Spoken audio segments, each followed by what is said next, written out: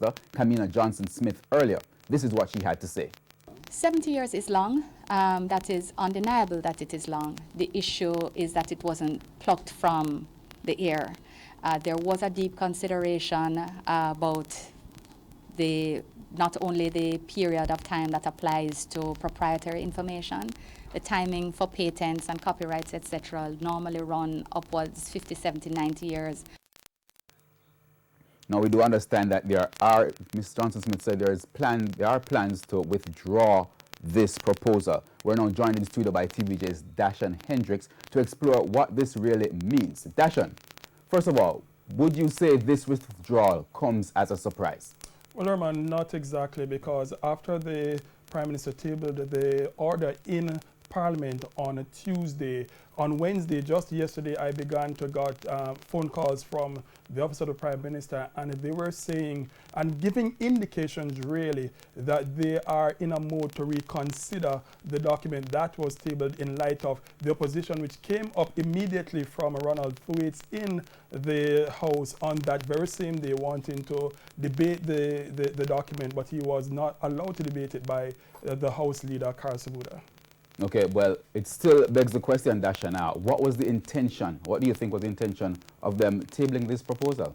Well, Herman, the government just shortly sent out a release, and they outlined in that release their intention. I'll just read. It said, the cabinet considered that while 20 years, which is the original, the now time frame to hide cabinet documents from the public, may be sufficient for most issues to lose currency, the release said there were still cases in which the information released could, one, be against the public interest. So that is one of the issues that they were raising. Two, they said it could be a violation of the right to privacy of individuals who are directly or indirectly captured in cabinet documents and whose information would not normally be the subject of an access to information request. Three, the government pointed out also that it could also lead to a violation of proprietary information, which could have a commercial impact, and also a violation of bilateral or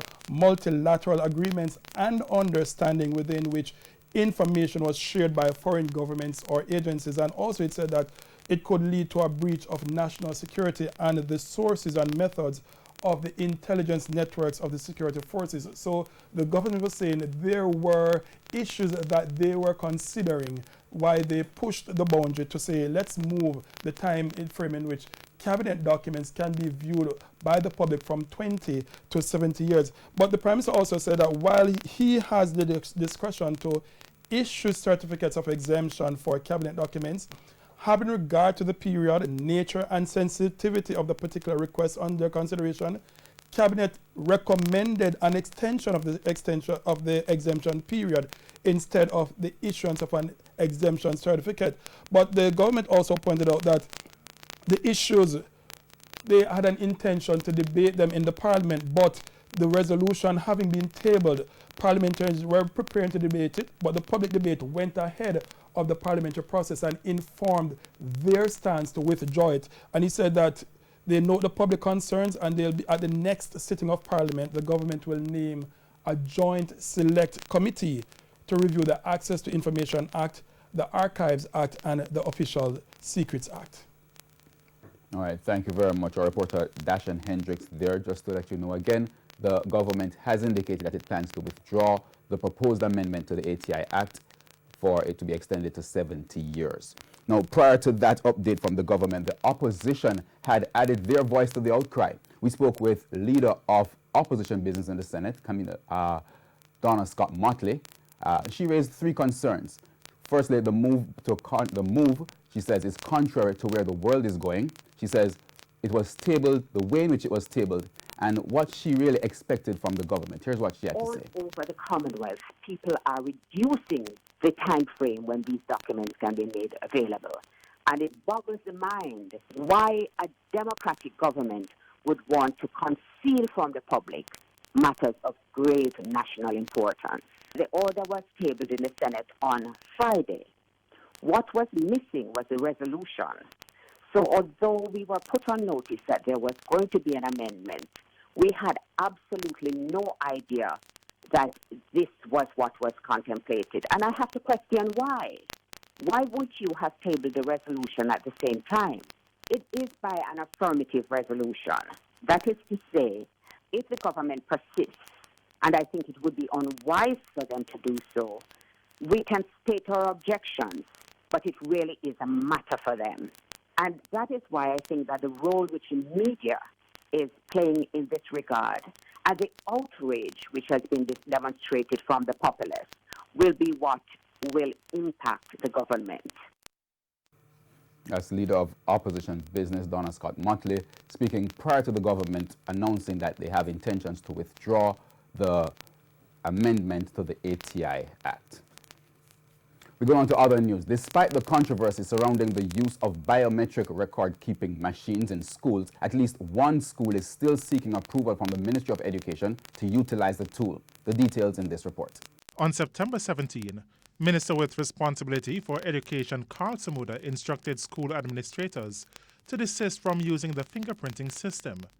The board of Mona High School in St. Andrew is now seeking approval to activate other components of its biometric record-keeping machine. Mona High School Principal Kevin Jones says an email was sent to the Ministry of Education on Tuesday requesting permission to activate the password component of the fingerprint machine. He reiterated that using the machine is a more accurate way to track staff attendance. Our machine that we have is multifunctional. And that aspect of the machine now, it would require that each teacher uses a 6-digit password. You punch it in. So you come in at 7:15. You punch in your password. You punch in your password, it gives you the time, and you would now insert that time in the attendance register and sign your name. I am now awaiting that directive from the ministry, the permission to go ahead. President of the Jamaica Teachers Association, JTA Owen Speed, in a recent interview, said the Education Ministry should confiscate and demolish them. But opposition spokesman on education, Ronald Thwaites, says he does not see any real risk in the use of the fingerprint system. I looked at it carefully and at various other schools as well, and there is absolutely no risk that the concerns of, for example, the NIDS judgment are being breached. And I'm just being blunt because I am annoyed at the backward response to something that is as obvious and simple as this one. And two, look at behind that, at why we have to do anything like this. You mean to tell me that in the 57th year of our independence, we have to have all of these intricate systems and involuted discussions about teachers coming to school on time? You must be crazy. O'Shane Masters, TVJ News. With several complaints leveled at the authorities about lack of distribution in the ganja industry by small farmers, at least one distribution company has offered suggestions to farmers on how to make their products marketable. Speaking with our news team at the recent staging of the Cannabis Expo, Canex, founder of Zimmer & Company, Shura Gibbs, cautioned farmers about presentation.